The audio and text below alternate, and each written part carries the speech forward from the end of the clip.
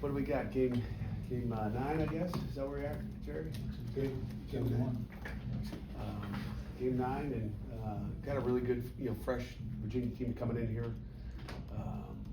Coach Tony Elliott, again, a great guy, good friend, I would say, just the way we talk, and in the offseason, I just got a lot of respect for him as a person and as a football coach. And, played him many times when he was down at Clemson.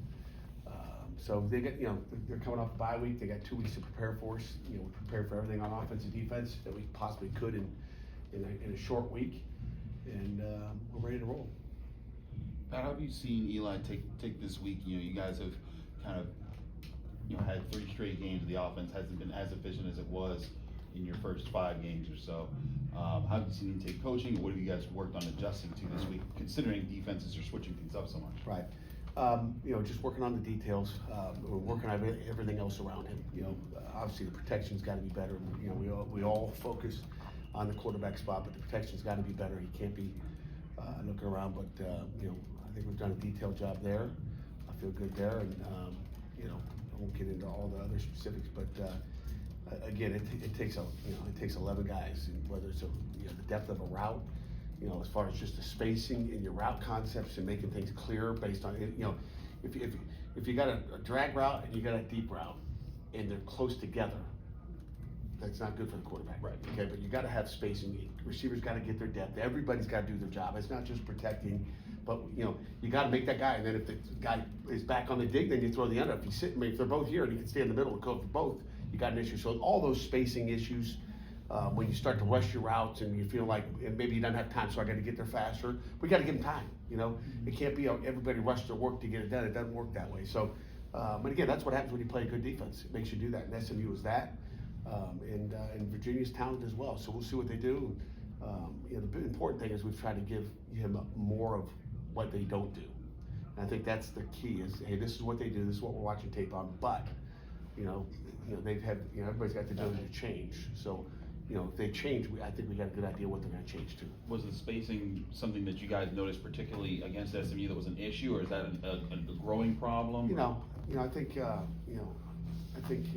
not saying, I'm not pointing all that. I'm talking about protection. I'm talking about everything. I just think it's everything. So everybody's got to be on. It can't be and again, I think that's the main thing. Are there times where he can get rid of the ball quicker, maybe mitigate some of the protection problems? You know what? I say this as a defense coach. I'll say this as an offense coach. It's always easy to say that when you have the clicker in your hand. We can say yes. If you watch a video from the press box and you're watching it from the all 22 up there, and you rewind it and go, hey, why didn't you throw it right over there? But there's people in your face, and there's big dudes over here, and and again, I always say this. The best camera would have one of those ones that's on the quarterback's helmet, so you can see what the hell he's seeing. But like when guys are in your view, and you say, why didn't you throw it to that guy right on the other side of you? Because he can't see him, and I don't care if you're 6'5" or you're 5'10", you still have issues. So we're doing the best we can, and I think he's playing his tail off, and we're happy with where he is. So we got to make sure everybody, the other 10 guys around him, are playing well too. I think we can get that done on Saturday. In beating you're talking about expecting the unexpected, being prepared to handle that. How much of that is about self-focus and reflection, knowing your stuff so well that whatever they do throw at you, you have your keys to counter? Yeah, I think that's all part of it. That's easy to say as you're sitting in the meeting room saying this is what they do, this is what they could do, and there's a lot of different stuff. So it sounds simple. There's a lot that goes into it, and you got to go out there and execute. It comes down to execution, and we get But I feel good with where we are with what we see this week. How much of prep? Obviously you're looking at what a team does historically, what the coordinators there do. How much is also looking at what's worked against you? Not just this week, but in general, how much? The last 3 weeks. There's no question that's what we do. So yeah, there's people. It's called copycat. Whether it's Virginia coming out, we worked traps, and we saw some traps that it's like a 1932 play. Jerry used to watch that back in the day with me. I'm just as old as you, Jerry. And they brought a play out of the, but there's things called copycat. So people are going to copycat, offensive formations, copycat. Oh, I saw them do this. They gained yards on this. So let's do that. They don't even have it in the playbook. So defense are going to do the same thing. They're going to say, hey, this looked like it has stopped them. Now again, is it the defense that stopped us, or is it us that stopped us, right? I mean, execution, I don't care what the defense is, we should be able to execute and throw completions and run the ball. So, those are all things that have to happen, so. Has the offensive playbook grown and evolved a lot since the start of the year, as you guys kind of learned how defenses like to play? Yeah, but I think you got, the different beaters that you need in, weekly. Again, are you blocking every front every week when you don't see it on tape? No, but, I think the playbook, I can't say it's expanded. You're always gonna have tweaks to it, offensively and defensively for that matter. So I can't say it's grown, cause it's hard to put all that stuff in there, but it's stuff that we've done back in camp, we did in spring ball, and then you bring it out this week, you didn't have it in the last 2 weeks. So it's like juggling, hey, what do we need to beat them? What concepts are good in the run game, what concepts are good in the pass game, and you just kind of pick and choose what you need that week based on what they do. How do you think the defense has responded this week after, I guess, losing Destiny last weekend? I think they've responded pretty good. Coaches are chasing around on the field, making sure we're under the ball and finishing plays. And it's about finishing. I mean, you can't be in position to make a play and not make it. I mean, that's it. If you can't finish, again, uncharacteristic of us, and we'll find out how we respond Saturday. Who's the fastest coach that chases a player? There's some bad athletes out there. I'd say Ryan Manilak. I'm going with Ryan. Batesy, he wobbles around. I mean, I got a bad knee, but I think he's got 2 bad hips. With Malachi and his ability to catch those contested balls, what do you tell your defensive backs in trying to defend with that kind of size and winning those battles or matchups? Yeah, I mean, you gotta know where number 8 is. He's a big target. He's their leading receiver. He's tall. He's strong. He's fast. I guess he runs 22 mile an hour. So he's special. He's an NFL wideout. So we'll have our hands full with him, and whoever we decide. Come on, EJ. Whoever we decide to put on him is going to have a really good ball game. We'll have to lock him down out there.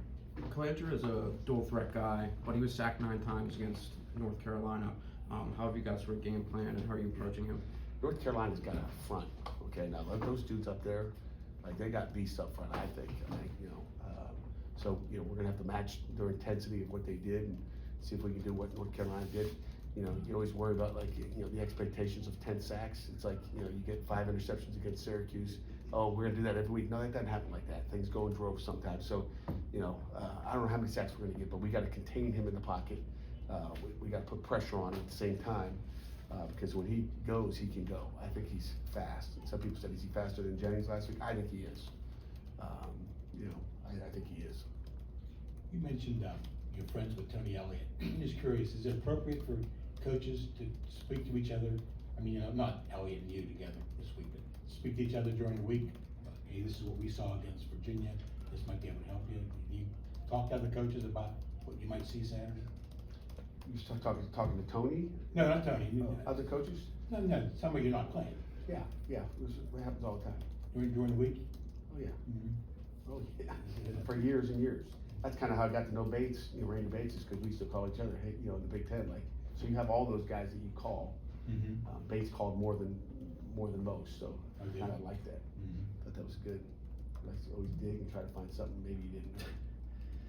Do you think people on the outside underestimate the balance between you want to be hyper competitive all the time, but also your football? Like I'm thinking about it on Saturday night when the SMU kid got hurt, and you went out and talked to Lashley for a little bit. I mean, do you think people underestimate that? Yeah, you guys are really competitive, but also you're people in the same profession. You're coaches. No doubt about it. I talked to Rhett Lashley this week. Okay, again, the conversation doesn't matter, but so yeah, we're it's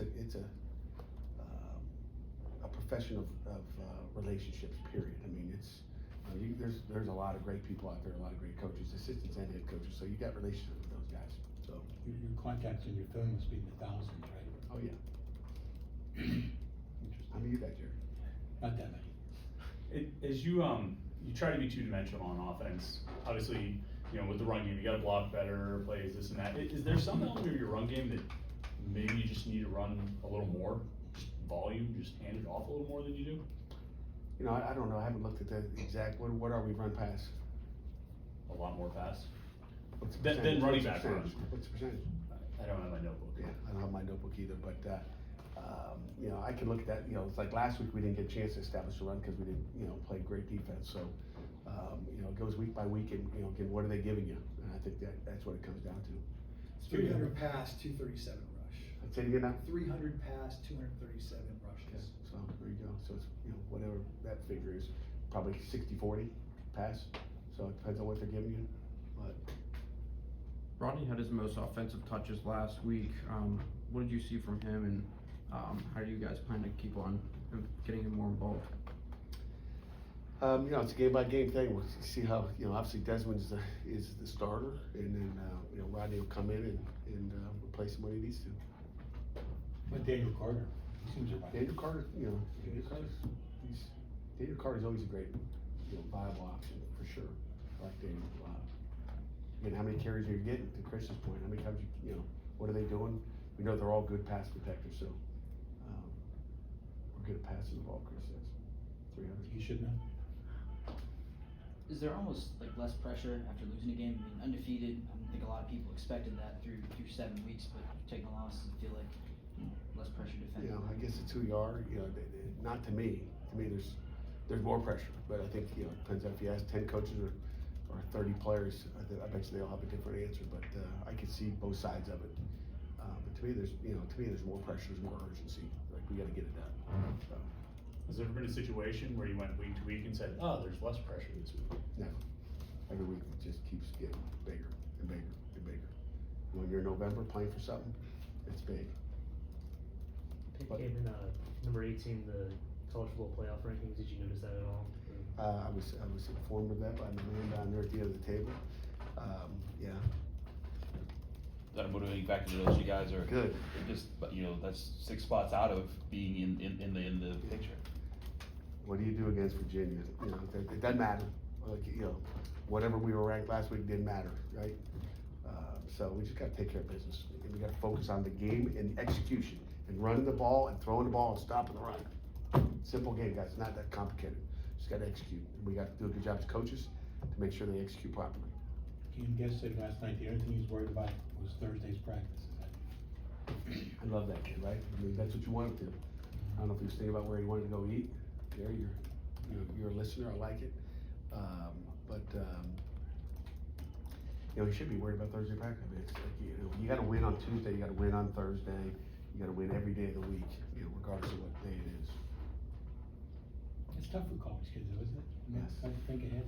Yes, there's a lot of things going on in their heads for sure. There's school, there's girls, there's whatever out there. Okay, video games.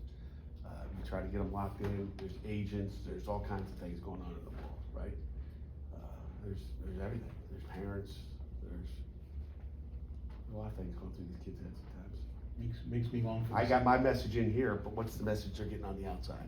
I don't know. Makes the old people long for the 60s. That's right. No question about it.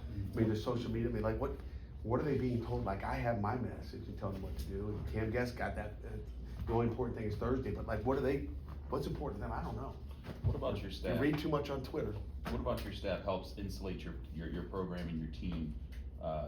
Any quality or anything about the guys that you brought in and work with you day to day to help your players stay focused that much? Yeah, I mean, that's everybody's job. That's our job, is to make sure they're focused and taking care of the details and doing everything the right way. So, each position relies on them, and then the coordinators, have each unit. So that's their job, to keep their guys. We talk about that a lot. But when they're up on campus, I mean, you can tell guys to turn your Twitter off, get off that thing, stop playing video games, whatever it may be. But stop reading about, like, hey, look at me, hey, look at this video, like,